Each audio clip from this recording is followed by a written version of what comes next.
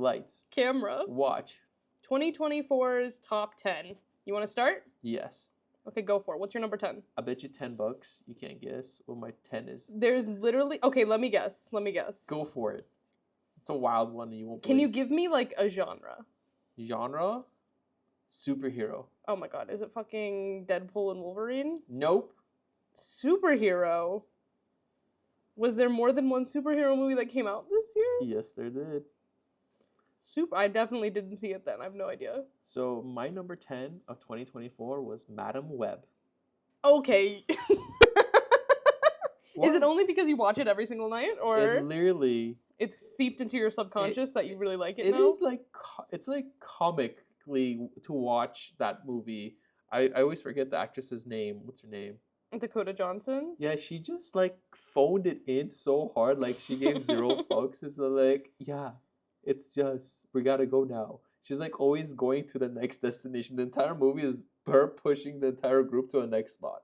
But that's my number 10. I didn't see that one. Yeah, I know, right?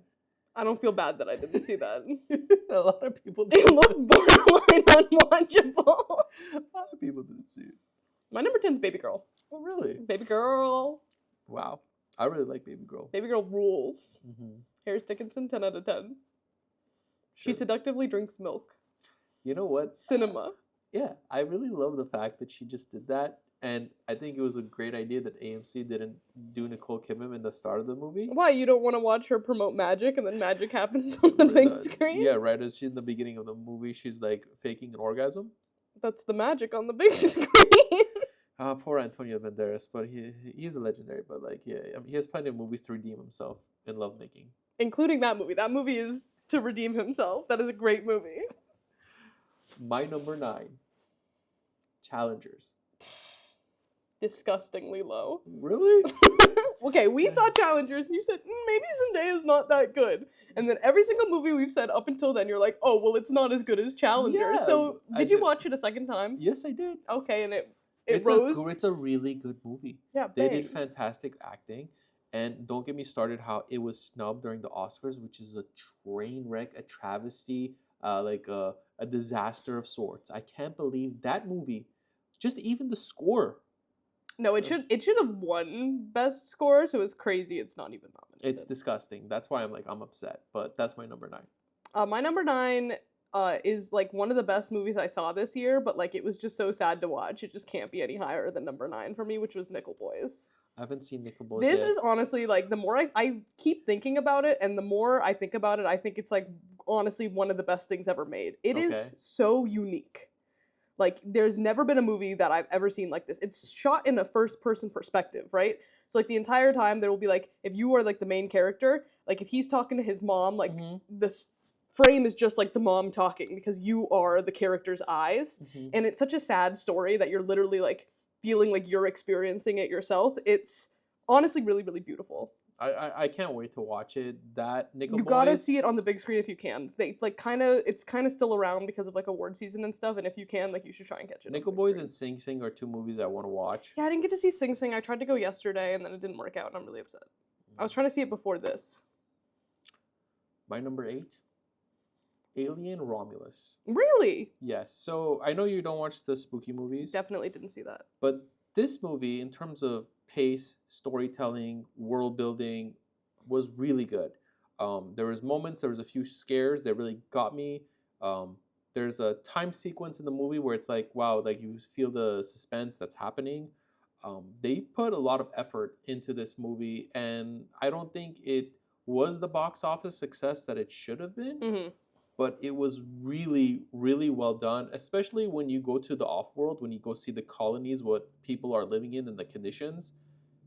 And it speaks to various, like, you know, in society, you can never make it, you can never move up. It kind of even in the future, you're still like a slave in a degree. Is Kaylee Spaney the main character of that? Or is she just like a side character? I believe if she's the girl that She- was in Civil War and Yeah. Priscilla, she is the main character in Okay. that movie. I'm And happy for her. Yes. I like her. That's my 8. My 8 is Conclave. Really? Okay. I could watch that Pope vape all day. What a banger. When we watched that movie, we were like, oh my god. No, Could have easily been the most boring thing I saw all year. Almost was agreed. one of the most captivating things I saw all year. The fact that they made a Pope election so intriguing, and you can't like imagine telling people it's like, hey, this is a movie that's gonna be nominated for X amount of awards, but the synopsis is like they're gonna have an election for a Pope, and like drama. It sounds like a snooze fest, but it's 100%. honestly like edge of my seat riveting. The pacing of it, like when you watch Oppenheimer, where it's just a bunch of fast talking and talking and talking and kind of keeps you on your toes. I remember it like that. I hate to admit it, but like men talking in rooms, if it's done well, like top tier genre. But it's like the movies like 12 Angry Men and but I don't think it has to be anybody. It can be people talking in general. Yeah. I think if you have great dialogue, There's more men talking in rooms than other people, but you're absolutely right. But People talking in rooms. People talking in rooms, and if there's great dialogue, fantastic. I really like it because like another movie that I wanted to put up there in that similar genre is Juror Number 2, when there's a lot of people in a room talking. I liked Juror Number 2, but it just wasn't 12 Angry Men, and so it like because of that, like the entire time I was like, I'm having a nice time, but it's just not 12 Angry Men. I get you, and 12 Angry Men is regarded as like one of the best movies that's won X amount of Oscars galore, if I'm not mistaken. It just holds up to this day. Like you watch it and you're like, that was the most exciting hour and a half of my life. Yeah, and you don't anticipate what happens at the end. That's why, and I don't want to give it away. I think everybody should watch 12 Angry Men. My number 7, and I had a really good time watching it, is Fall Guy. Really? Yes, because Fall Guy, you know what the thing too is, it wasn't a commercial success that it like spent so much money on it. If you told me what movie is going to make the most money in the summertime, and it's a blockbuster starring Ryan Gosling, and it's like a romantic comedy, I thought that would have made the most money of the year. Absolutely. So like that's not on them. That's on us, the people, for not fucking showing up. Yeah, that's kind of like when Blade Runner 2049 came out. Did you ever watch Blade Runner 2049? So that's Vanilla Del. Say it again?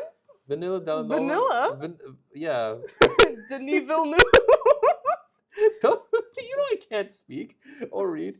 But, who's your favorite director? You ever heard of Vanilla? Anyhow, it was because of that movie that he was able to do it. You know what I mean? Like basically, if you watch that movie, and that's another movie that Ryan Gosling's in, but The Fall Guy, I really thought it hit on many levels: action, comedy, Ryan Gosling. It says a lot. Even that what's that other heartthrob that's in that movie? Aaron Taylor Johnson. Yeah, that other guy's in it too. Shout out Nicole. Nicole. I just thought it was a really good movie, and I feel like it will stand the test of time when it comes on streaming, and people will continue. It has come on streaming, and I've watched it since. Yeah, but I was just like at the house, and I was like, Fall Guy's back on. That's like a movie that like, hey, everyone like. You know when people are like, well, what should we watch? What should we watch? And like, it's not going to be something serious because you don't want to focus, but you want it kind of in the background and people can just chill. It should do numbers on streaming. I don't know if it. I know it was like number 1 on Netflix or whatever streaming service it was for a while, and I'm sure a lot of people saw it at home rather than in the movie theaters, which should be illegal. But it still rules. Great dog performance in that movie. Real good dog. But yeah, that is my number 7. My number 7 is La Chimera, which is the Josh O'Connor grave robber movie. Oh my god, you mentioned this movie. This movie is so good. Okay. Josh O'Connor is wearing like a dirty suit and smoking a cigarette, and he's like with a bunch of hooligans, and they're like, let's go rob graves. And so they like go into like all these beautiful European locations, and there's like a really like important statue when they're on a boat at one point, and the entire time he's just like chain smoking cigarettes in this dirty little tan suit, and he like lost his girl, so like he has nothing to live for other than like finding these treasures. And it works on a lot of levels, and it's also like it has like a beautiful ending that I don't want to tell you about, but he's just a star, and like he learned, I think, is it French that this movie's in, or Italian? He learned Italian for this movie. He doesn't speak Italian. The whole movie's in Italian. Like, oh wow, the man learned Italian. It's really, really good. You should Buca di Beppo. You should watch it. My number 6 movie is Deadpool and Wolverine. Number 6. Wow. First off, box office smash success galore. Okay, that means nothing. It's literally you say Deadpool and it's like people are gonna show up. First off, I don't I'm not gonna sit here and ever like say Ryan, what's it called? Ryan Reynolds is a good actor. He's not like as a maybe even What do you mean he's your favorite? lies. Um, but to me, it's like if you watch that movie and you haven't seen Blade, and that is the first Marvel movie that came out. That's essentially, if it wasn't for Blade, Spider-Man, Tobey Maguire's Spider-Man would not have happened Yeah. because it was, and it's done very seriously. If you ever watch Blade, it's a very serious vampire hunter movie, and it's fantastically acted, great plot, story, everything is done, and we're talking about almost like 25 years ago. It is fantastic. I love this movie because there's people's in it, and if you haven't seen it by now, it's your fault. Channing Tatum plays Gambit, and just to see Channing Tatum play Gambit, which was a role that he researched for years, and Channing Tatum's from the South. He can dance. He knows martial arts. He basically there was moments that every action sequence he did it. It was fantastic to have him, Wesley Snipes. Um, there's even the revival. That's I can't even say revival because it's constantly a hit. Madonna's like a prayer song. Yeah. It's in it. Like it like brought that song back to the charts again. Story is blah. There is no story. It's seriously no story. It's just basically Deadpool's adventure. My problem with that movie is like I had a great time watching it in the movie theater. Yes. But like it's just not even close to how good the first two Deadpools is, and it's literally being ruined by like the rest of like the Marvel jumble. Like if they would have taken out all of like the Loki time jump thing, because literally whatever his name is, Matthew McFadden, is that his name? Where he just has to literally do like dump like exposition all the time, and I'm just like get through it. Yeah, like I just think it would have been benefited so much just being a standalone Deadpool movie, and if they could have put in Wolverine, but I still had a fun time. But that's my number 6. My number 6 is We Live in Time. Oh wow, that is the one that stars in the guy that was in Gladiator. No. Which We Live it's in Andrew Garfield and Florence Pugh. Oh, sorry. Now it's just coming back to me. That's the one with their stranger neighbors or strangers, whatever it's called? No, this is the one where they're together and Florence Pugh. I know, but I'm just mixing up the titles with the actor. Oh, All of Us Strangers. That came out last year. Last year. Sorry, I mixed it up. Okay, continue. That I thought you were saying that they were neighbors. And no. Continue on. Just for the scene in the gas station alone. Birth. That's so good. That is pure comedy to me. That is like so good. And Andrew Garfield, they need to put him in everything. I don't know why he has not in literally everything every year. Have you ever seen that man on the big screen? Of course. He's got more charm than any other person on this planet. And when he's sad, I'm sad.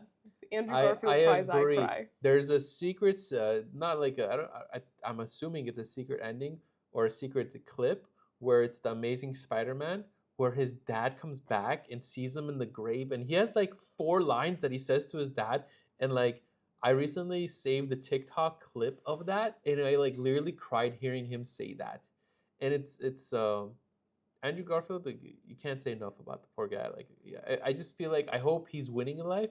Because even that clip of Sesame Street that he does with Elmo, that made me sob. So that literally made me sob. Yeah.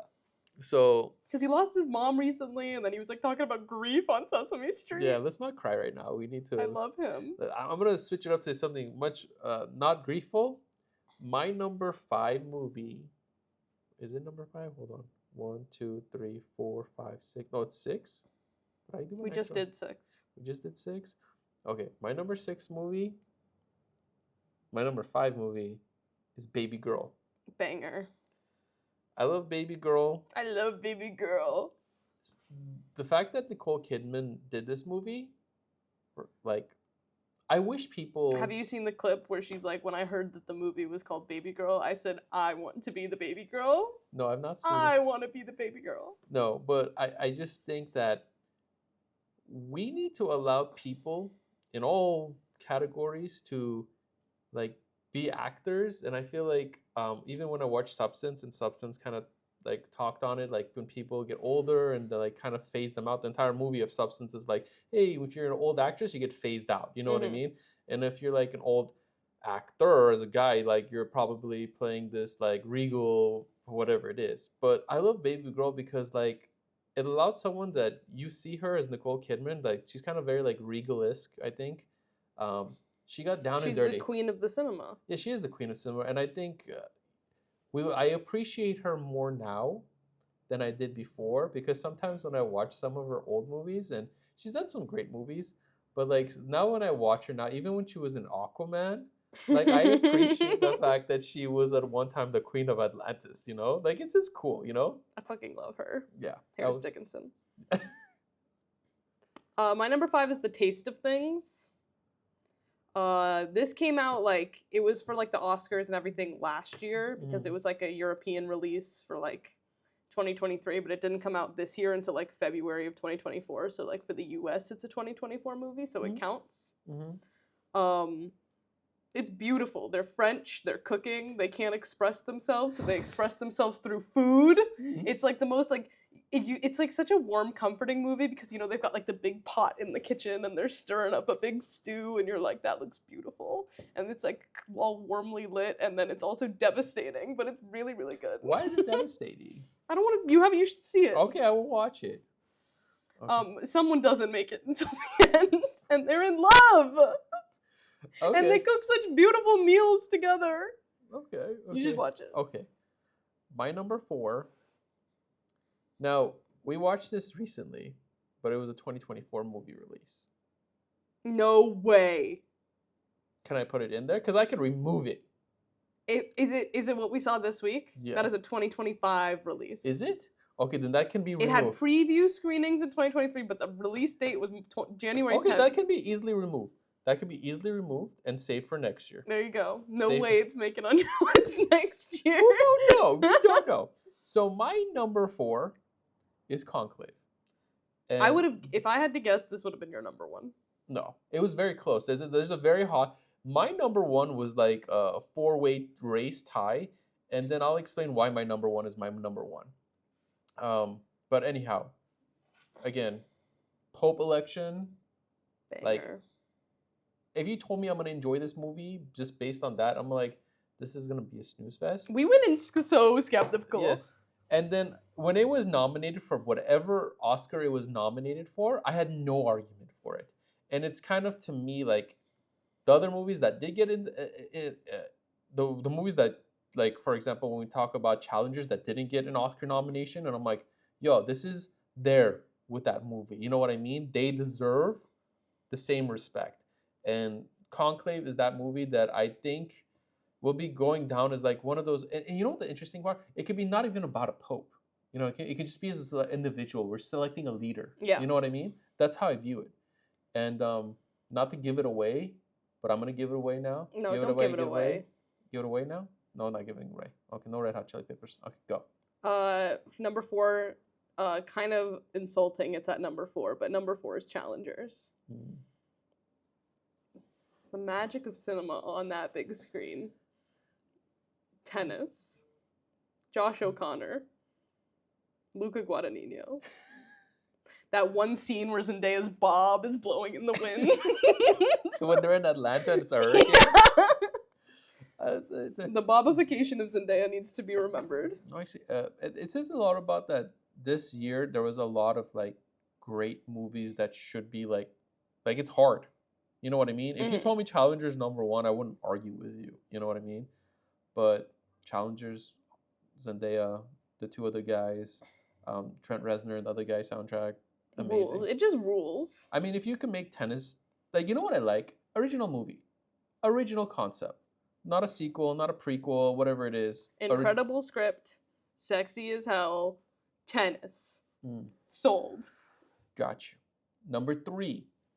And it could have even been my number 1 movie, just letting you know. That's how much I love this movie. The Wild Robot. That's my number 3! Okay, wow. Anyways, we can both talk about the number 3, but like The Wild Robot, if you can make an animated like movie and makes me cry, makes me laugh, makes me excited, makes me connect, I think it's more challenging than I think people, because when you watch someone on screen, you might just cry by just looking at them. You just get connected as a human element. But that movie alone, like, I could easily have put it on my number 1. As a culture, we do not acknowledge the fact that making an animated movie is harder than making a regular movie, and making like a great animated movie like should be awarded. And it bugs me that this movie did not get nominated for like best It should Oscar. be in Best Picture. Like, Yeah, it should that's- not be Best Animated Feature. It should be Best Picture. I agree, because if it doesn't win best picture, and like if Flow won for best picture, I would be happy for Flow. Yeah. But if Inside Out 2 won, I would be like Pissed as hell. yes. It's because- not as good as the first one. absolutely. But Wild Robot, my number 3. I watched it again at the house last week, Mhm. and I watched it with Jaden, and I looked at him at the end of the movie, and I was like, it's just so beautiful. And J Dog liked it. Yeah, J-Dog, 5 stars from J-Dog. Awesome. So my number 2, again, these could have all been my number 1s. My number 2 movie, Anora. Well, isn't that just also my number 2? So Anora, I think, again, one original movie. We're talking about characters that usually don't get the light of day in like high regards, which is like sex workers. Class movement, like, hey, I'm stuck. Like, I can't go up to the like be wealthy and stuff like that because of my upbringing, my situation. It's just hard to move up in society. And how much we're willing to give it all and be dreamers to see if we can have that lifestyle. And action, comedy, you name it, is in this movie. Star-making performance for Mikey Madison. Mhm. Put her in everything. Literally the most fun I've had in a movie theater all year. Agreed. Like a hoot and a half. At a certain point, you don't know if it's going to be a thriller. At a certain point, you don't know if it's going to be like a horror movie. At a Yep. certain point, you don't expect it to be as funny as it is. I think it should win Best Picture. If it did, I would be super happy. I mean, because there are movies this year that all deserve to be Best Picture. And I hate the Oscars because I feel like it's just really not fair. Because they're all, some of these movies that have, some of these At movies. the end of the day, you're weighing art against each other, and like, Yeah. how are you supposed to like And it's weigh one piece of art against the other? So I I- understand why it's always bust, but I swear to God, they're idiots anyway. I feel like there should be an election that's held, and all the people that receive a certain amount of votes win Oscars. You know what I mean? Does that make sense? Like, I can't tell you that Wild Robot and Anora and Conclave, even Challengers, shouldn't all have like Oscars. Like the Oscar movies, like the selection of the 2025 Oscar movies for Best Pictures are X. Yeah. These movies. But my number 1 movie, Do we have the same number one? I think it is. Well, you know my number one. Is it the same number one? I don't know if it is, but I have to say, I have watched this movie in Japan and Singapore. Cinema. You know you're my dog. Did you even think I would have this as my number No, one? I thought you were gonna betray me just now. No, because you don't. Because it You- wasn't on your 10 through or your 10 through 2, and so if it wasn't number 1, I was actually gonna throw a fit. Dune Part 2 and even Dune Part 1 is cinema, period. It arguably could be the best movie ever made to me. I think Timothée Chalamet's nomination for Best Actor has to be for this movie. Now, if he got nominated for both, kudos for him. But when you see the person who he is in the beginning of the movie to the person who he becomes, The Lisan Al Gaib. absolutely, I can't say it, but thank you. From the moment you see him riding the sandworm, that's cinema. That's cinematography. That thumper, that person who he was in Dune Part 1 to who he becomes Dune Part 2, you see him a transformation. He has a fantastic voice. When he's in that scene, when he's surrounded by all the Fremen, That's the best scene in the movie. That's the best scene ever made. that moment. And when he drops the title of the movie. I mean, to me, when he says those lines to those people, He's not even speaking a real language. He's speaking a made-up language, and it's so captivating. That's what I'm just trying like convey. Like that moment, I'm like, dude, I am your duke, blah blah blah blah blah blah, and all this other stuff that he says.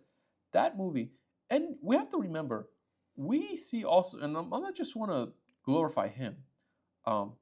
Austin Butler, who we saw as Elvis like a year ago or whatnot. He's vile in that movie. The fact that you turned him into like a xenomorph, like alien albino, whatever he is, like he looked like a psychopath. Yeah. You know what I mean? Like the man last year couldn't stop speaking like Elvis, and he completely transformed into a psychotic killer, like just killing people left and right. And I think when he walks in the scene and he just like tilts his head and like looks at you, like it's very intimidating. And that's not easy to do as an actor. Arguably, I think the best performance in that movie is Rebecca Ferguson as The mother. yeah, like she's horrifying in that movie. Yeah. And she plays scary really well. Yeah. Like, and she is, I won't say, but anyways, she is fantastic. I'm recently watching her in Silo. She needs to get more leading roles. Yeah, for sure. I hope she does. She has that Eva Green factor, which she's kind of like, and Angela Jolie, which where they're like, they can play serious, they can be the psychopath, they can be motherly, they can be sensitive, they can be all these characters. Mhm.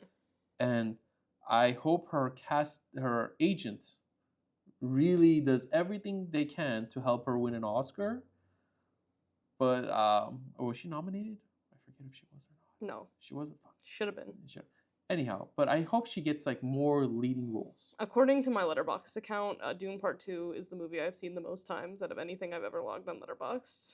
And it's a 5-star movie. 4K currently coming in the mail. I love this movie so much. I know. I've literally watched this in like several time zones and different continents, and like honestly, This is the kind of movie that is like, when people are like, why would you want to go to the movie theaters? It's like, watch Dune Part 2 on your laptop in your bedroom, and then go watch Dune Part 2 like in IMAX, and you tell me like why it's worth going to the movie theater. Your seat rumbles when that soundworm comes out. Mm-hmm. God, it's so good. Do you have any honorable mentions?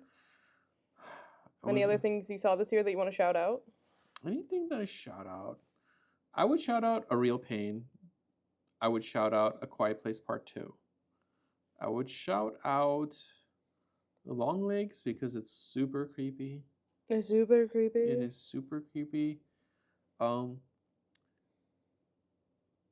else would I shout out if I had to give a shout out? I mean, I want to Zoe Kravitz did Blink twice, if I'm not correct. I hope that she has more opportunities. No, we don't want to see her direct. I did not like that movie. I'm not saying we like the movie. I thought it was not interesting to look at, and that was her job. I hope she gets another chance. I hope she does too. I don't want to be negative. It's like cool to see young. They're partying on an island. Why was it boring to look at? I think the cast was not good. Even though they had great cast members, I just felt like we'll give her another shot. Yeah, I mean, I wish Civil War was better. I wish the movie Spaceman was better with Adam Sandler. You know what? This is the one movie that we watched it in 2025, if I'm not mistaken. I really wanted to put this movie on my list because it is so hard for, maybe in the past it was very like common, Wicked. And I think Cynthia, Ariana Grande, they both deserve Oscars, and I know that Mikey Madison is her name. Mikey Madison. It's like, and I know that Cynthia and Mikey Madison are going head to head with Demi Moore, and I forget who else. But like, that movie, it's a musical. I had a blast. It was amazing. I know it was like a Broadway show that they transferred over, but it's very hard. It's not that easy. I think it could have fumbled really hard. It would have been really easy for that movie to be bad. Yeah. And it's largely not bad because of the two of them. Yeah. And I think like, if I can't think of any other two people that could play those roles right now. I don't think I could think of anybody that could play them better, for sure. I want to shout out the first half of The Brutalist, not the second half. I want to shout out Saturday Night, Long Live Rachel Sennett. A Different Man, loved that, except for the scene where Sebastian Stan rips off his face. That made me want to kill myself. Oh, I want to watch that movie. Shout out Thelma. I love an old lady getting revenge. Problemista, that's the weirdest thing I've ever seen in my life. Banger. Evil Does Not Exist. That made me question life. Ruled. What else was good? Dee Dee. Did you see Dee Dee? It's about the Korean boy? Yeah, I didn't watch. that was so wholesome. Okay. Hitman made me appreciate Glenn Powell. Shadow Gladiator 2, specifically Paul Mescal's thighs.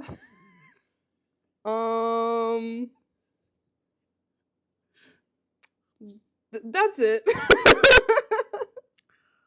Well, that's 2024. It was a pretty decent movie the year. Like, I thought the odds, like, the thing is, like, I feel like it didn't have so many, like, this was great, but, like, Dune Part 2, Anora, Wild Robot, and Challengers are gonna, like, be on my, like, these are my favorites of all time list. Like, those movies I'm gonna keep returning back to. Like, and honestly, like, every movie on my top 10, like, I love. Everything under that, like, there's a hard drop off. But how many? I saw 50 new movies in 2024, so pretty decent numbers.